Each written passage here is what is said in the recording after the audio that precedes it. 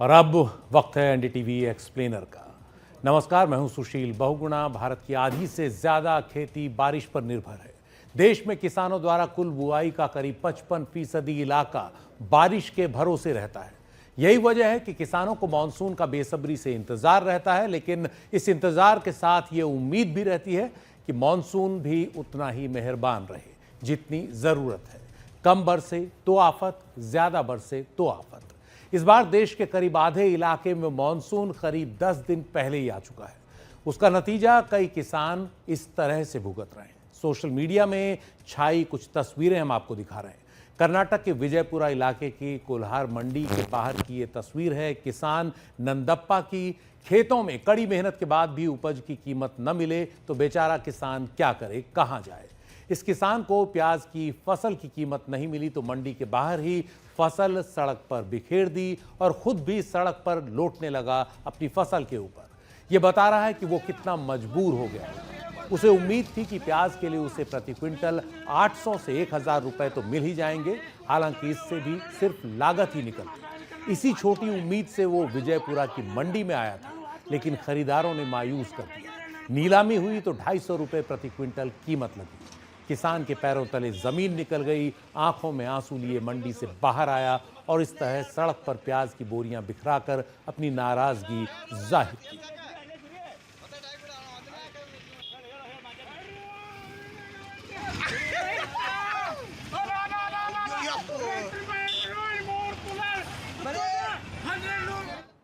दरअसल बारिश के अचानक आने से किसानों को खुले में पड़ी अपनी फसल को बचाने का मौका नहीं मिला। जैसे प्याज जो पानी लगते ही खराब हो गया। यही हाल महाराष्ट्र के कई इलाकों में हुआ, जहां मानसून 10 दिन पहले पहुंच गया और मई में बारिश 10 गुना ज्यादा हो गई। महाराष्ट्र में प्याज की बेल्ट मानी जाने वाली नासिक, पुणे, अहिल्यानगर बेल्ट में इस बारिश से नुकसान साफ दिखा। हजारों किसानों की प्याज की पूरी फसल खेतों में ही खराब हो गई। अप्रैल में भारी गर्मी के कारण प्याज निकालने के लिए मजदूर नहीं मिले, इसलिए देरी हुई। और मई में बारिश इतनी तेजी और इतनी जल्दी बरसी कि फिर समय ही नहीं मिला।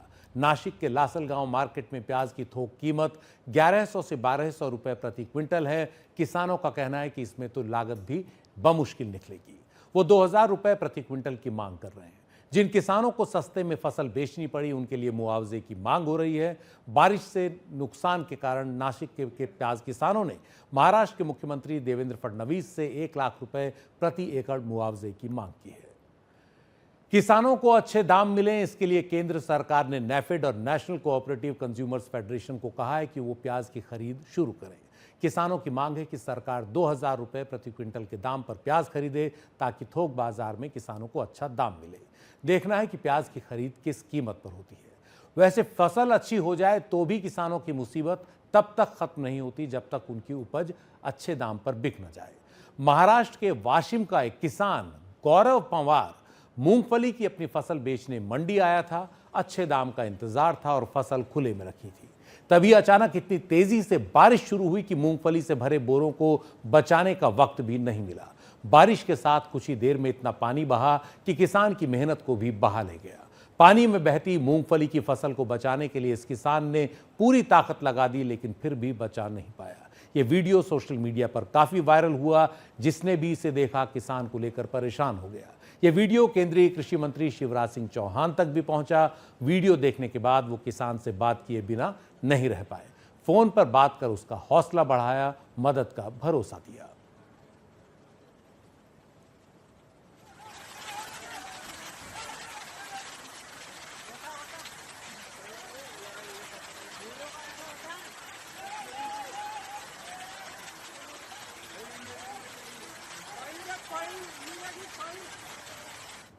इस बीच सरकार ने करीब हफ्ता भर पहले 28 मई को खरीफ की 14 फसलों के लिए न्यूनतम समर्थन मूल्य यानी एमएसपी बढ़ाने की घोषणा की है। उम्मीद करनी चाहिए कि मानसून की बारिश आने वाले दिनों में किसानों को मायूस नहीं करेगी और खरीफ की फसलें अच्छी होंगी, किसानों को उनका अच्छा दाम भी मिलेगा। और बढ़ते हैं अगली खबर की ओर।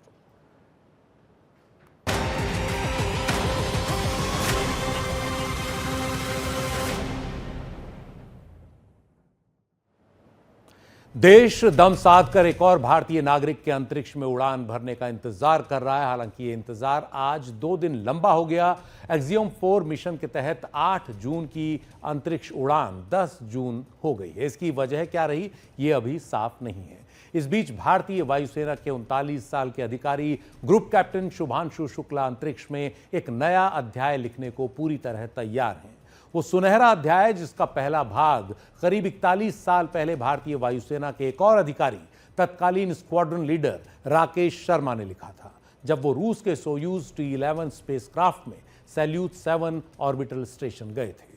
उन दिनों पूरे देश का ध्यान अंतरिक्ष में राकेश शर्मा पर ही लगा हुआ था।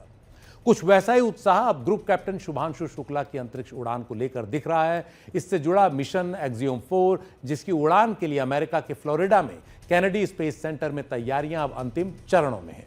8 जून को इलॉन मस्क की कंपनी स्पेसएक्स का ड्रैगन स्पेसक्राफ्ट अपने सबसे भरोसेमंद फॉल्कन 9 रॉकेट के जरिए अंतरिक्ष के लिए उड़ान भरेगा।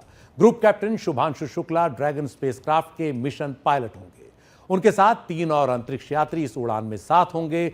लक्ष्य होगा धरती से करीब 400 किलोमीटर ऊंचाई पर उड़ रहे इंटरनेशनल स्पेस स्टेशन पर पहुंचना, जहां अगले 2 हफ्ते ये टीम कई तरह के वैज्ञानिक प्रयोग करेगी। अंतिम तैयारियों के तहत ग्रुप कैप्टन शुभांशु शुक्ला अपनी टीम समेत कैनेडी स्पेस सेंटर में इस समय क्वारंटीन में है। इस पूरे मिशन का संचालन 9 साल पुरानी एक कंपनी एक्सियम स्पेस कर रही है, जो वाणिज्यिक अंतरिक्ष उड़ानों के लिए बनाई गई है। भारत के लिहाज से ये उड़ान इसलिए काफी अहम है क्योंकि भारतीय अंतरिक्ष अनुसंधान संगठन इसरो अपने दम पर अंतरिक्ष में मानव को भेजने की तैयारियों के अंतिम दौर में है। जो इसके तहत जो है इस गगनयान मिशन को भेजा जाना है और उस मिशन के लिए तैयार हो रहे एक अंतरिक्ष यात्री शुभांशु शुक्ला को एक्सियम स्पेस ने अपने मिशन के लिए चुना है।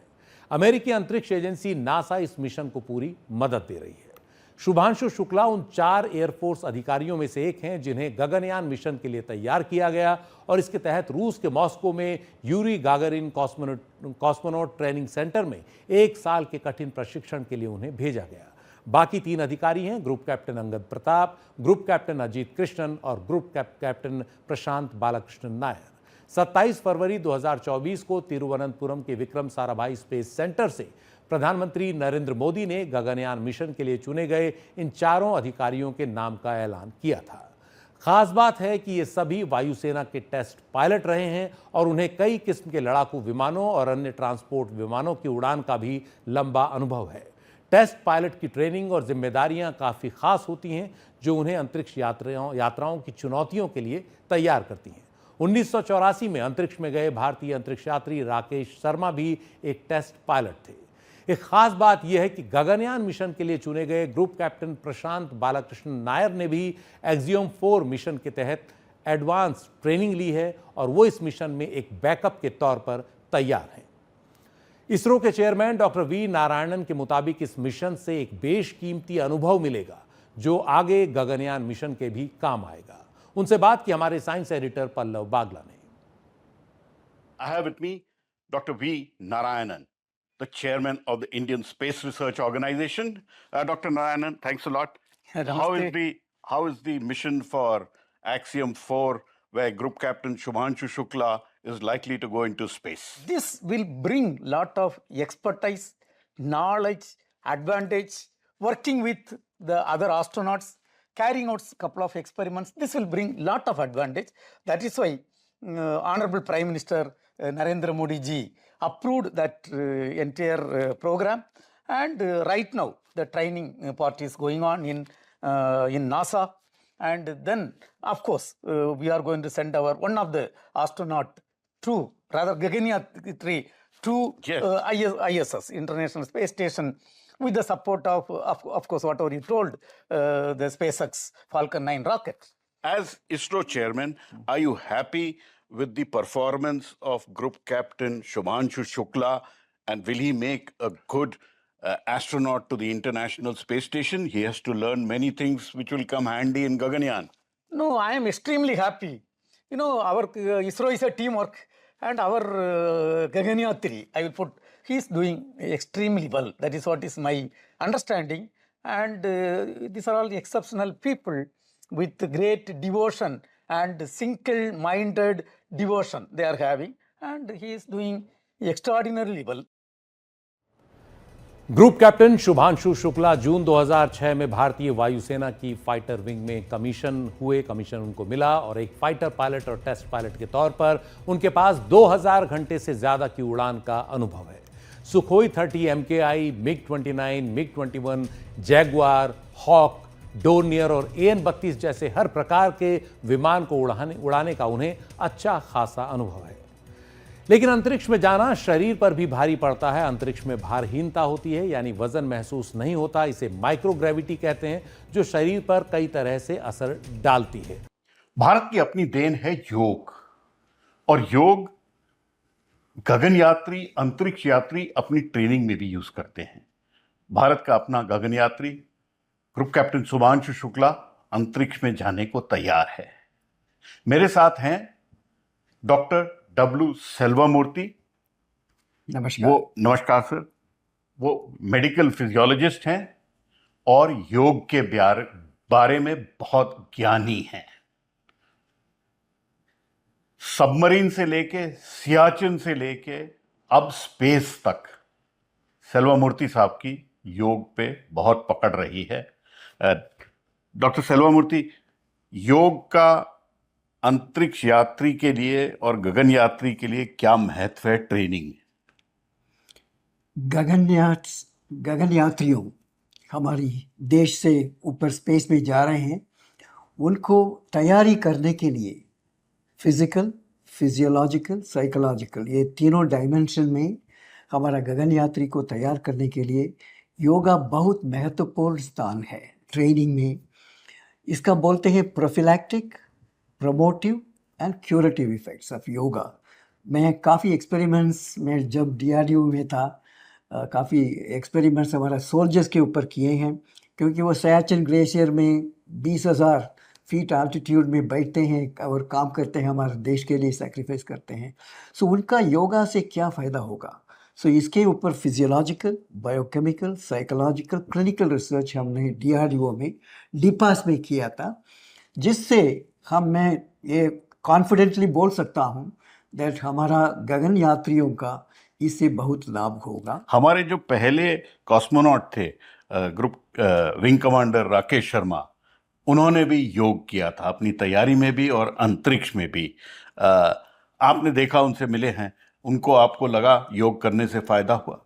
बहुत फायदा हुआ है। उन्होंने किया है pranayama, breathing exercise, Ujjayi pranayama which is deep breathing, Anuloma Viloma alternate nostril breathing, Bhastrika, ये तीनों प्राणायाम इन्होंने किया है, जिससे उनको ऑक्सीजन मिलता है। पूरा फंक्शन मेटाबॉलिक एक्टिविटीज़ के लिए ऑक्सीजन चाहिए। जब वो प्राणायाम करेंगे, आपको पूरा ऑक्सीजनेशन सिस्टम ऑक्सीजनेशन करता है। सिर्फ ये नहीं है ऑक्सीजन लंग्स में जाता है, ब्लड की तरफ से टिश्यू तक जाता है, उसमें यूटिलाइजेशन इकोनॉमिकली होता है। ये सब बेनिफिशियल इफेक्ट प्राणायाम से।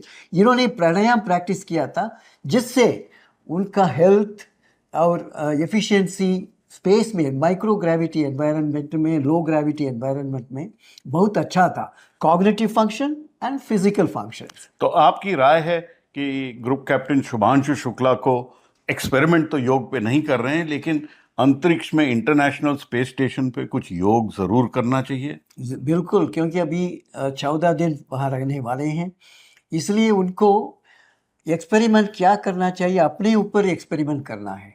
उनका कंसंट्रेशन कैसा था, मेमोरी, लर्निंग एफिशिएंसी, स्लीप, क्योंकि वो नींद आने का योग निद्रा करता है। सो इसलिए उनका सर्केडियन रिदम, इनका बायोलॉजिकल रिदम कैसे एडजस्ट हुआ था लो ग्रेविटी एनवायरनमेंट में, कार्डियोवैस्कुलर कंडीशनिंग कैसे हुआ था, ये सब उन्होंने अपने आप एक्सपेरिमेंट कर सकते हैं। जब वापस आएंगे कंपेयर कर सकते हैं कैसे था जस्ट ट्रेनिंग पीरियड अभी लैंड में, वहाँ स्पेस में जाने के टाइम पे वहाँ कैसा था 14 दिन, फिर वापस आने के बाद कैसे इसका रिकवरी हुआ है। ये तीनों फेज में इनका बहुत महत्वपूर्ण डेटा मिलेगा, इंफॉर्मेशन मिलेगा, जिससे हम गगन यात्री और इंटरनेशनल स्पेस स्टेशन में भेजेंगे लॉन्गर मिशन के लिए, फिर हम इसको इस्तेमाल कर सकते हैं। इसलिए honourable prime minister Shri Narendra Modi ji को मैं धन्यवाद कहना चाहता हूँ। योगा को हम इस प्रोग्राम में इन्होंने इंक्लूड किया है। ये बहुत इम्पॉर्टेंट दुनिया को बताने के लिए, ये हमारा 5000 सालों का रिच ट्रेजर है, वेल्थ है, नॉलेज है, जिसको हम स्पेस में अभी लेके जा रहे हैं, जिससे पूरा दुनिया को दिखाएंगे कैसे इसमें फ़ायदा हुआ है।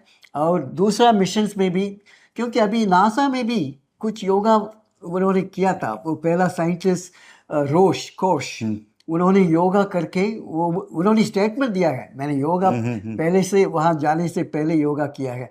और यूनाइटेड अरब एमिरेट्स, वो भी उनका मिशन में भी योगा में इंक्लूड किया है, उसको कॉग्निटिव एबिलिटीज़ के लिए और मेंटल स्ट्रेस मैनेजमेंट के लिए यूज़ किया है, यूरोपियन स्पेस एजेंसी से मैंने रिपोर्ट पढ़ा है। ये सिर्फ इंडिया नहीं है, वो भी कोशिश करना चाहते हैं, मगर इंडिया, हमारे ताकत योगा है, इसलिए हम ज़्यादा एक्सपेरिमेंट कर सकते हैं, दुनिया को दिखा सकते हैं कैसे इसको स्पेस मिशन में योगा भी बहुत महत्वपूर्ण स्थान है। थैंक यू वेरी मच, धन्यवाद doctor Selva Murthy. Thank you. आपसे बात करके हरदम अच्छा लगता है। योग आपका भी प्रिय है, मेरा भी प्रिय है, और हमने और आपने 20 साल से योग के बारे में चर्चा और की योगा प्रैक्टिस कर रहे हैं, आप भी बिल्कुल। योगा प्रैक्टिस कर रहे हैं, मैं भी आप भी कर रहे हैं, और देखिए दोनों हम मुस्कुराते हैं। और ऐसी ही उम्मीद है कि ग्रुप कैप्टन शुभांशु शुक्ला अंतरिक्ष में जाएंगे तो वो योग करके जा रहे हैं, अंतरिक्ष में योग आसन करेंगे, एक्सपेरिमेंट नहीं है, लेकिन वहां पे वो भी मुस्कुराते रहेंगे। नई दिल्ली से पल्लव बागला, एनडीटीवी इंडिया के लिए। और इस असर से भी ट्रेनिंग के दौरान निपटने के लिए अंतरिक्ष यात्री को तैयार किया जाता है। एक्सियोम 4 मिशन के तहत शुभांशु शुक्ला ड्रैगन स्पेसक्राफ्ट में उड़ान भरेंगे, जिसमें 7 यात्री बैठ सकते हैं। आपको याद होगा कि भारतीय मूल की अंतरिक्ष यात्री सुनीता विलियम्स को पिछले साल इंटरनेशनल स्पेस स्टेशन तक ले जाने वाले बोइंग स्टारलाइनर स्पेसक्राफ्ट में जब दिक्कत आई थी, तो उन्हें इस साल 18 मार्च को ड्रैगन कैप्सूल में ही वापस लाया गया था। ड्रैगन स्पेसक्राफ्ट की क्या क्या खासियतें हैं, ये बता रहे हैं हमारे साइंस एडिटर पल्लव बागला। ग्रुप कैप्टन शुभांशु शुक्ला बैठेंगे स्पेस एक्स के क्रू ड्रैगन कैप्सूल में। ये जो ड्रैगन कैप्सूल है, ये भी इलॉन मस्क की कंपनी स्पेस एक्स ने ही बनाया है। ये ड्रैगन कैप्सूल की आज तक ह्यूमंस को ले जाते हुए 10 उड़ान हो चुकी हैं और 26 लोग इससे अंतरिक्ष में जा चुके हैं। और ये ड्रैगन कैप्सूल जो है, ये अंतरिक्ष में माल ले जाने के लिए या कार्गो ले जाने के लिए भी इस्तेमाल किया जाता है। इसकी 50 से ज्यादा उड़ान हो चुकी हैं और ये जाके अंतरिक्ष स्टेशन पे जुड़ता है। एक ड्रैगन कैप्सूल जो है वो करीबन 8 मीटर ऊंचा होता है और 4 मीटर उसकी विड्थ होती है और 6 टन भार होता है इसका, और एक बारी में 7 एस्ट्रोनॉट्स या क्रू को अंतरिक्ष में ले जा सकता है। ग्रुप कैप्टन शुभांशु शुक्ला और उनके क्रू मेट्स तो मिला के 4 होंगे, तो बाकी जगह सामान रखने की जगह होगी और वो इंटरनेशनल स्पेस स्टेशन पे जाएंगे। ये भी बता दूं कि ये क्रू ड्रैगन बहुत ही अपने में कारगर व्हीकल माना जाता है। और जब भारतीय मूल की एस्ट्रोनॉट सुनीता विलियम्स अंतरिक्ष स्टेशन पे रह गई थी, क्योंकि जिस कैप्सूल से वो गई थी बोइंग स्टारलाइनर से, उसमें कुछ खराबी हुई और उससे वो वापस नहीं लौट पाई, तो यही स्पेसएक्स का क्रू ड्रैगन था जिससे एस्ट्रोनॉट सुनीता विलियम्स धरती पे वापस आई थी। ग्रुप कैप्टन शुभांशु शुक्ला जिस ड्रैगन कैप्सूल में जाएंगे वो बिल्कुल नया है और पहली बारी यूज होगा। आमतौर पे ड्रैगन कैप्सूल कई बारी यूज हो सकता है।